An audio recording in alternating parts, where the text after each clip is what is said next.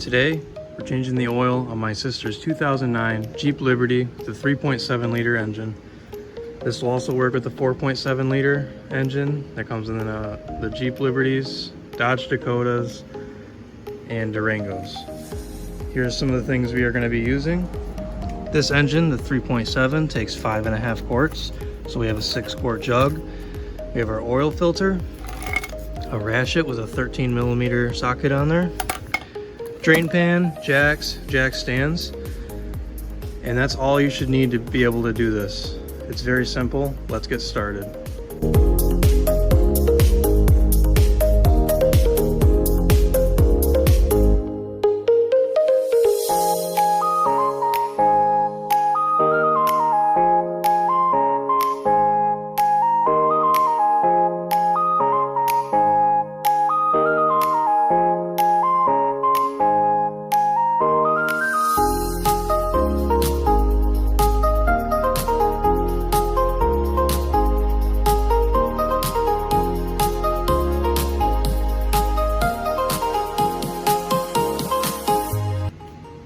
With the vehicle safely jacked up on either side,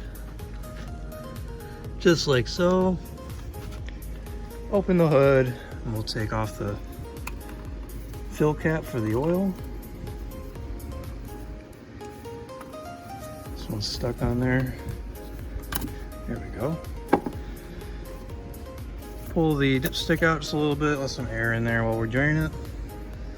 And we'll visually inspect everything under here, make sure everything's good while we're up here. But I'm not seeing any issues other than it being a little dirty. Now we'll go ahead and crawl underneath and start the oil change. As we come underneath the vehicle, you will find your oil filter towards the front, located right there, that blue. That is our oil filter. You do have to kind of squeeze your hand up in there to grab it, but I'll show you a good way to get to it. And as we go further back, you will find your oil pan towards the rear and your drain plug. Ours is a little rusty, that's okay. We're going to go ahead and start draining the oil first. So we're going to put our pan back here, and we're going to crack our plug loose and just let it drain. Be careful, as it may be hot. It's a good idea to wear gloves. And if you do get some on your skin, try to wipe it off immediately, otherwise it may stain.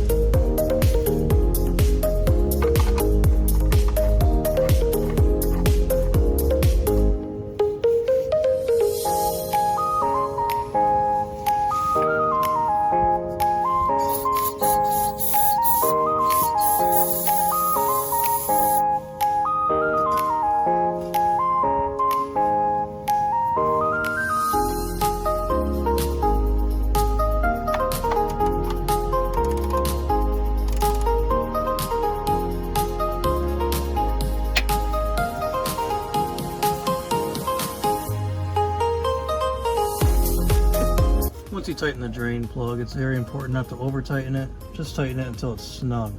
Otherwise you will strip it out and it will not be a good day. Now we're going to go ahead and move on to our oil filter, which is going to be a little bit more difficult. You're going to have to go through the front. This is the radiator right here. You have your sway bar right here. You're going to have to fit your hand in between, just like this, and your filter is going to be right there. If you're lucky, your past mechanic or whoever did the oil did not tighten the filter too hard, and you should be able to get it with your hand. With that being said, it'll also be hot, so I like to use a rag. I like to grab a rag with my hand. I'll reach up in here It is very hard to see on camera, but I have my hand just around the filter and I'll start to turn it to see if I can get it with my hands.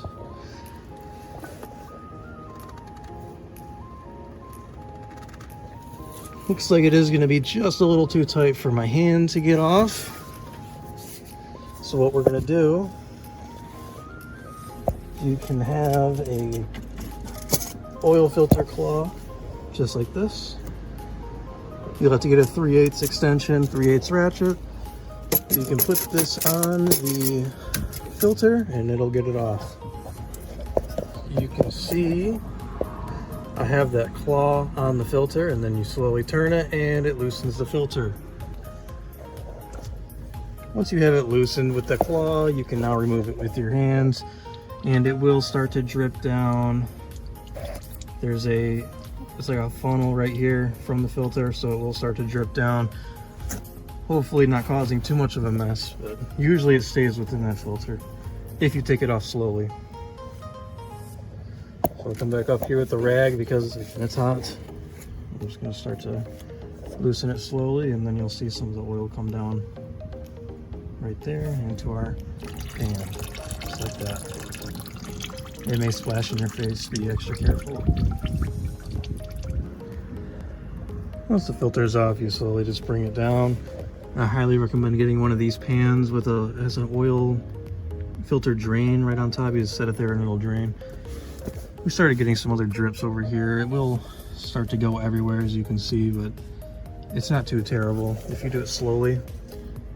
Now we can see where our filter is gonna go. We're gonna double check that our gasket is not still up there. We're gonna clean it with the rag, and then we'll put our new filter on. Now with everything cleaned up out of the way and all the jacks removed, we can safely lower the vehicle and add the oil to it.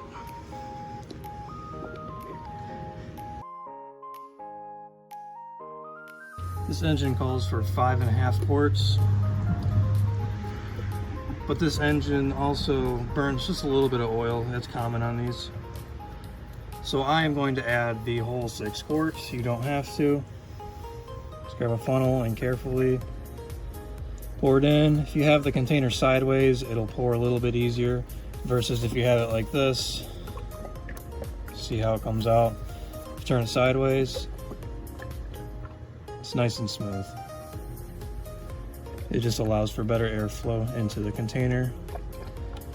I'll just go ahead and pour the whole thing in here.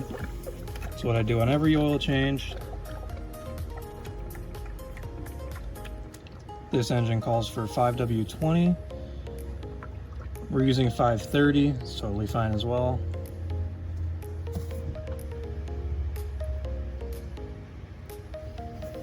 Get every last drop in there.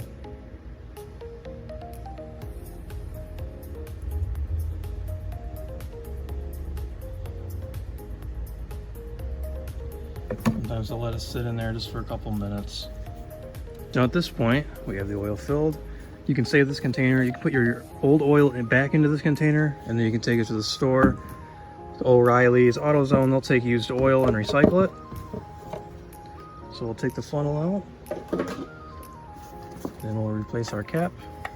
If you spilled any while pouring it, it's totally fine. Just wipe it up.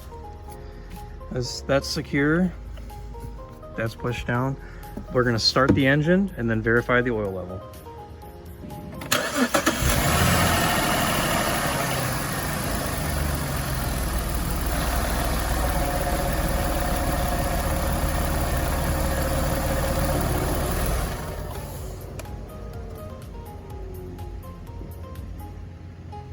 With the engine off, we'll go ahead and check the oil level. Wipe it once, and then you'll put it back in.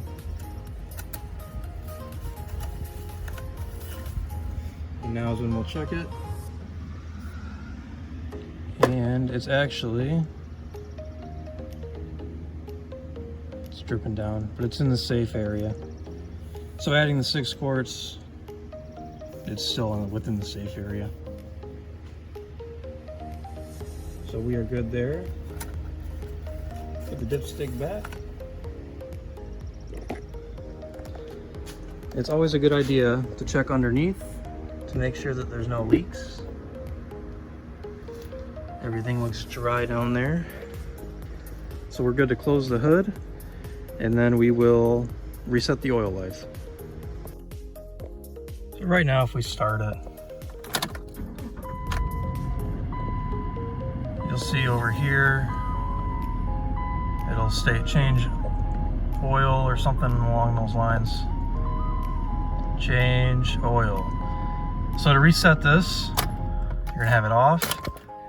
You're going to turn the key to the on position, not starting it. You're gonna put your foot on the gas pedal, you're gonna press it down.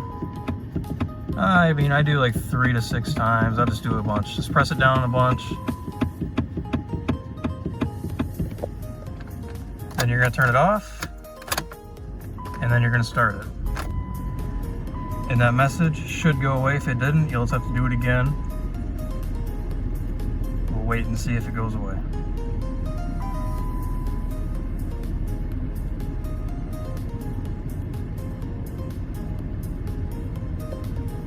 And it looks like the message went away.